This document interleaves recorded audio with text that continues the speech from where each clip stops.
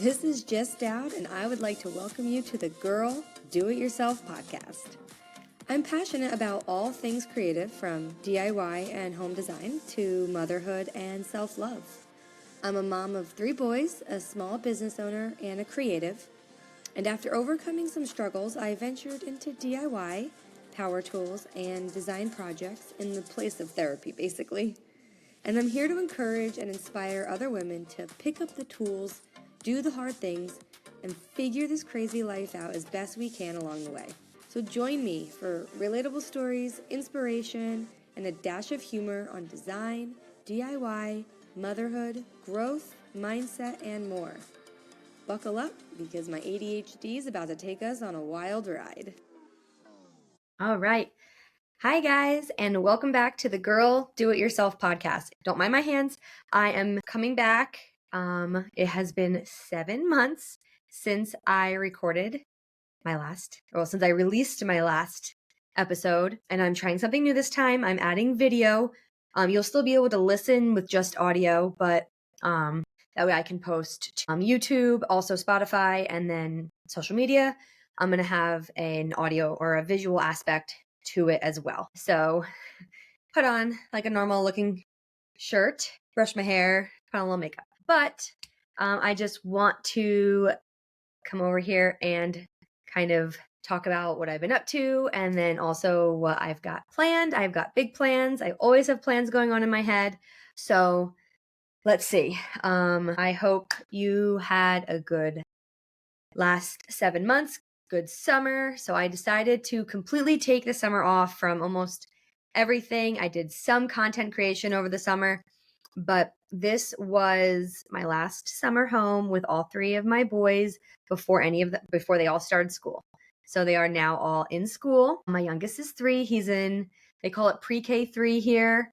I think it's really more of like a daycare, but they treat it very much like school, and he's doing great. My 5-year-old is in kindergarten, and my oldest is 7, and he is in 2nd grade.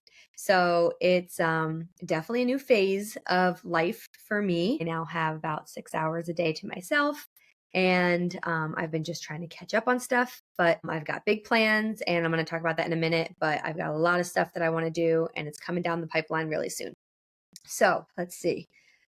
A couple of other things that I've been up to. We've done a few more home projects. One that I haven't even really shared yet. I've shared little pieces of it, but my husband and I both built together. We built a built-in in our bedroom. I've been gardening like crazy this summer, which I absolutely loved. I learned a lot of things, and there's definitely a few things that I did wrong. A couple things that went really right. A couple things that I'm definitely going to change for next summer. And I'm already planning my fall garden. So that's been great. And along the lines of a garden, something that I've been learning a lot about over the past couple months, probably not full 7 months, but is really just looking hard into all things holistic, non-toxic, and it's super overwhelming. But one of the reasons is we have a couple of food reactions. So my oldest for sure, definitely also my youngest, and then maybe my middle, all have a reaction to red dye 40, which many of you might already be able to relate to. And if not, please feel free to ask me questions. Getting a lot of knowledge, and we are applying it at home. And I'd actually like to get to a point where I can assist other families, other moms in this. So red dye 40 was something that we started back when my oldest was 3. So at least 4, if not 5 years ago. He might have even been 2. And with ADHD and red dye 40, the 2 create this just catastrophic emotional response. And it comes and goes. Sometimes it's worse. Kind of depends on whether there's a trigger that happens. But anyway, so that was sort of my segue into this adjustment of our diet and looking at healthier options and things like that. So then my middle has a dairy intolerance. He has since the day he was born.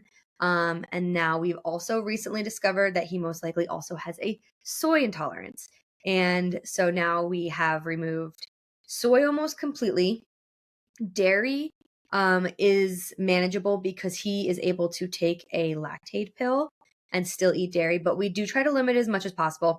And the most recent, I call them rabbit holes, paths, I don't know, whatever you want to call them, is folic acid. So folic acid is a fake form of folate. Folate occurs naturally in lots of leafy greens and eggs, and there's a whole bunch of other foods that you can eat that naturally have folate.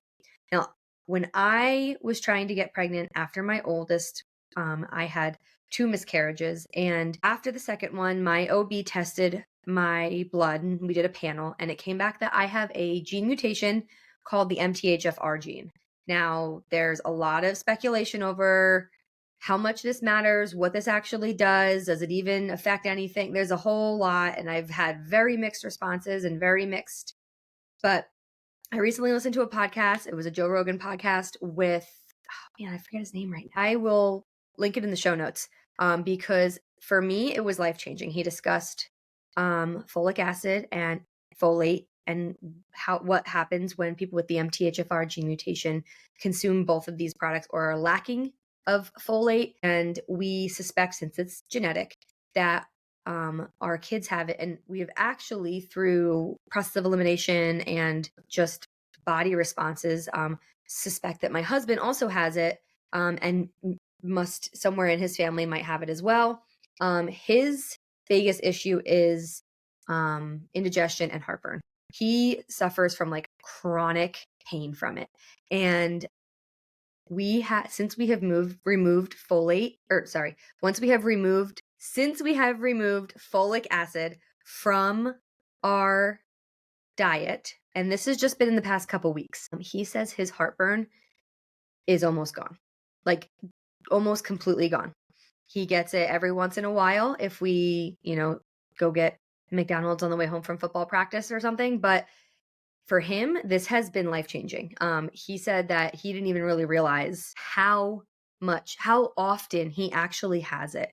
And it's just something that he kind of just lived with.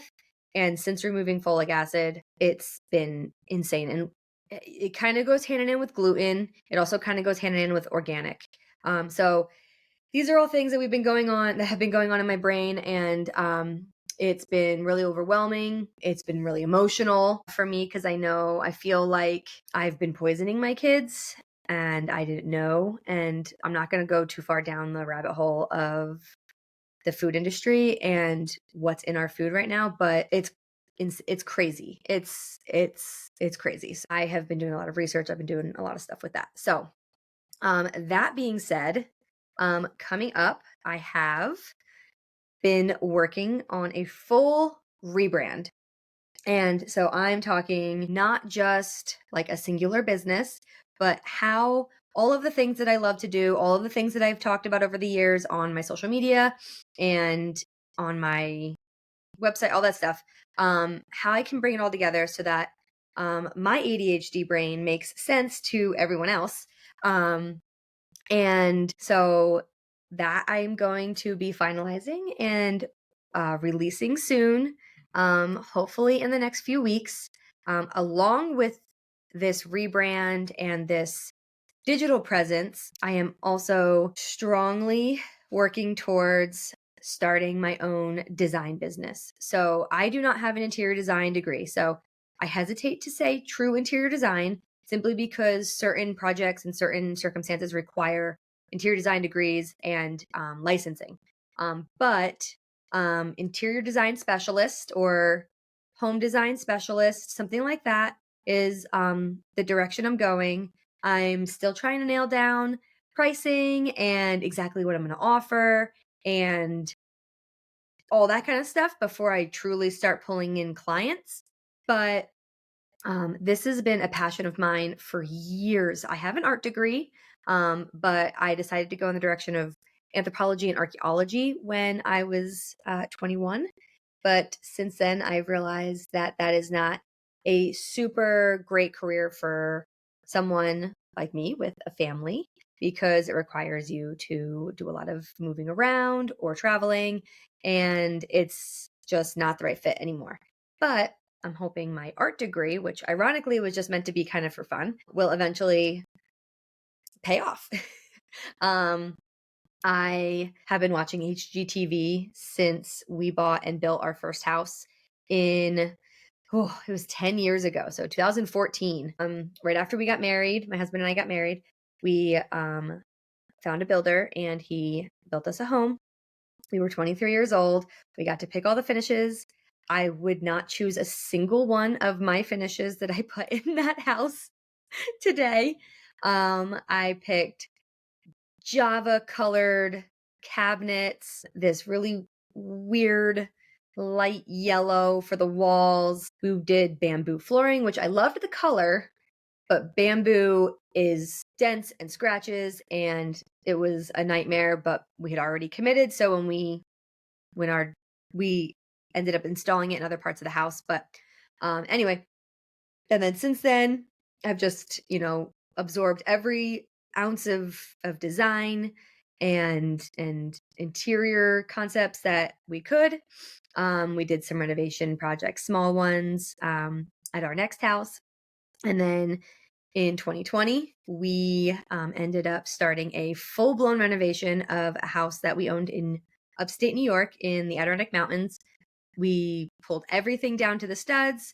And I've already talked a little bit about this in some of my previous episodes, but I'm just talking now again about why I'm looking to get into interior design and why it makes sense, why it's just not actually out of the blue. And so anyway, I absolutely fell in love with the remodel, the design, like the design of the floor plan and how to incorporate different aspects that will make the house like livable. Like we built that house because in a way that was going to make it easy for us to live in. So we put outlets in closets, things that most people don't actually really tend to think about until they're trying to live in the house and they're realizing I don't have a place where I can plug my robot vacuum in and it can still be tucked away. Like it has to be out in the main space because that's where the outlets are. That kind of stuff. We also, I planned on doing, I knew I was going to put in built-ins. So when we built the house, I made sure that the lighting was in certain places and it was amazing. What would have made it a lot better and a lot more enjoyable would have been if I wasn't pregnant the whole time. Literally the entire time of this renovation, I was pregnant. We got our CO, our certificate of occupancy, the day before my induction for our third son.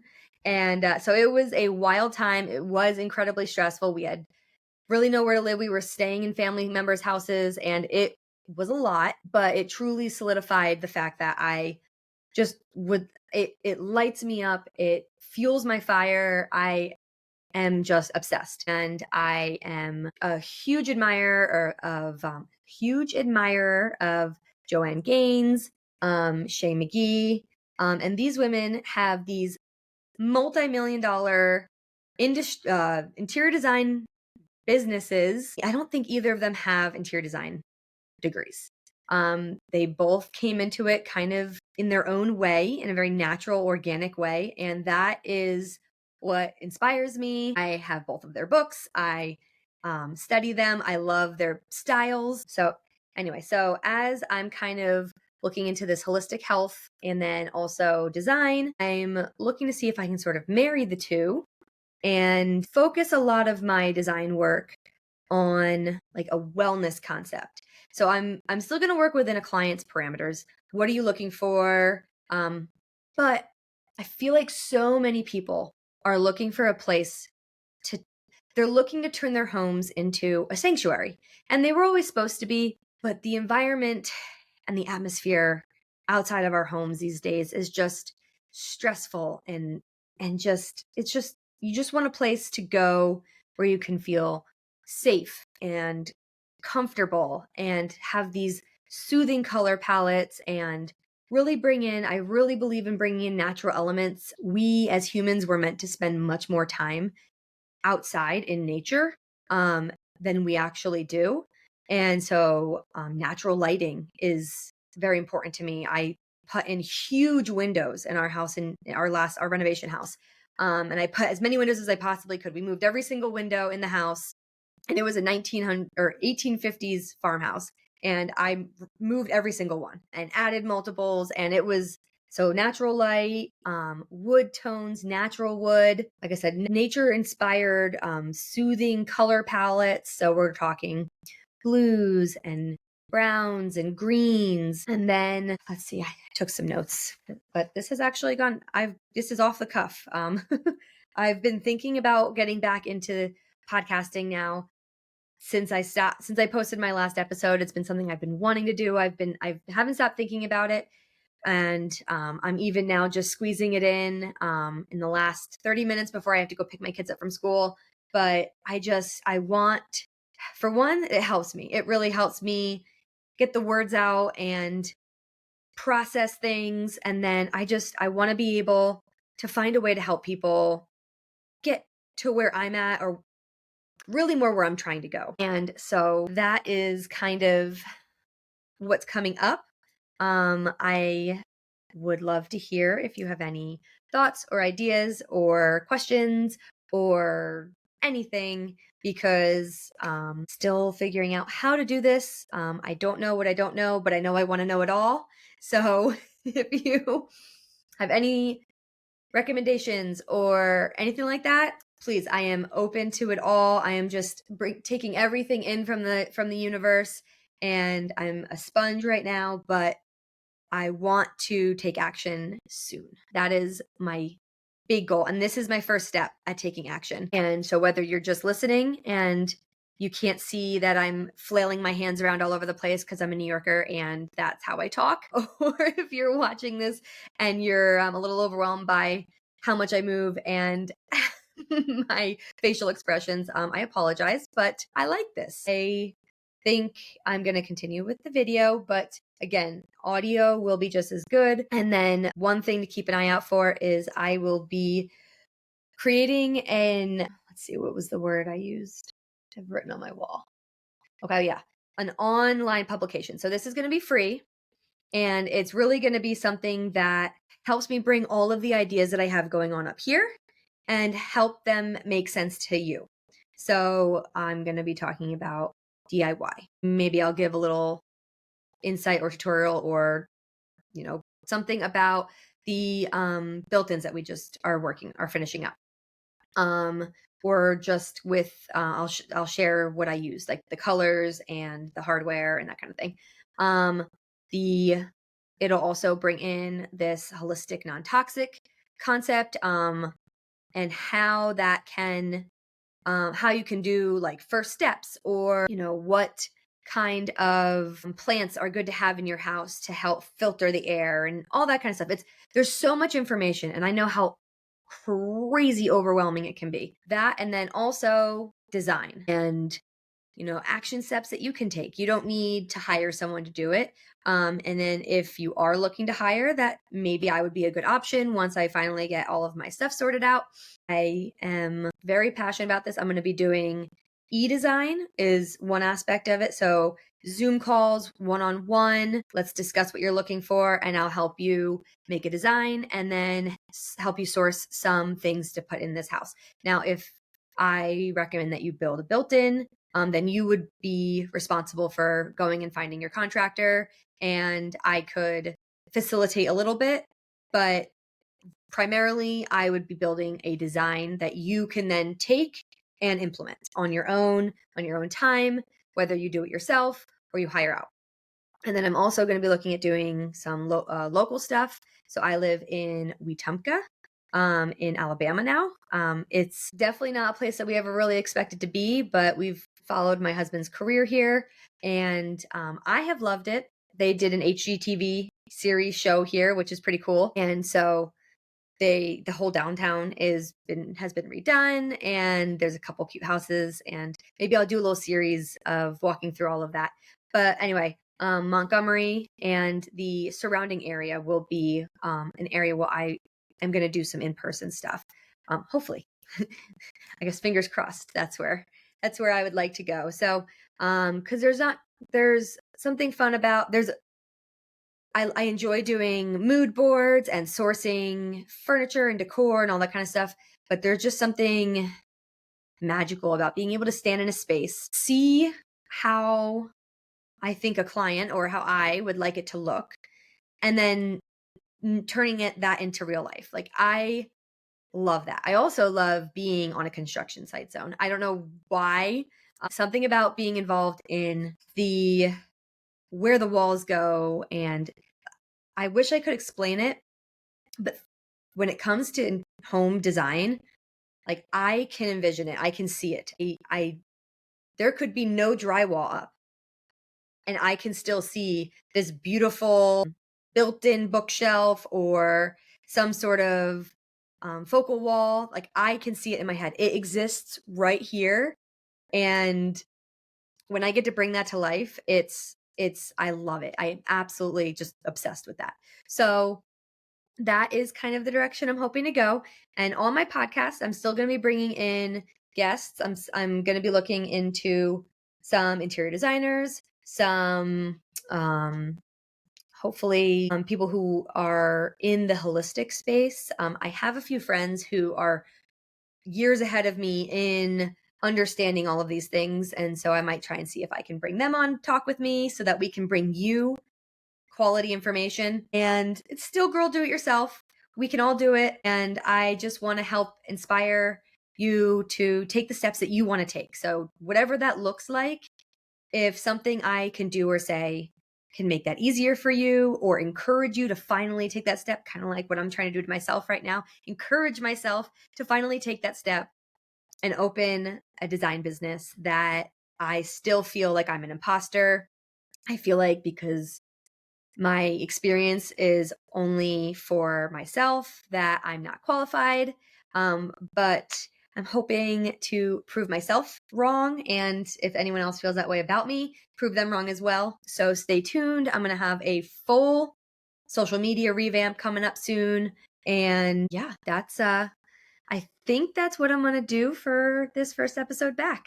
So if you made it this far, thank you. I am so grateful to everyone who finds anything that I say interesting. I'm really excited. I'm feeling so good about this direction that I'm going because these are all things that I am super passionate about. And I also want to be able to bring some of these things that I love, I do, I know to others who need them, who might feel like they can't do it themselves or whatever. Even though some of my plans have changed a little bit, I think everything that has to do with my podcast is still relevant. And I'm really excited. I'm very excited for what's coming next. Finally, moving forward with some things that have been living up here for very long and getting to do it with you guys.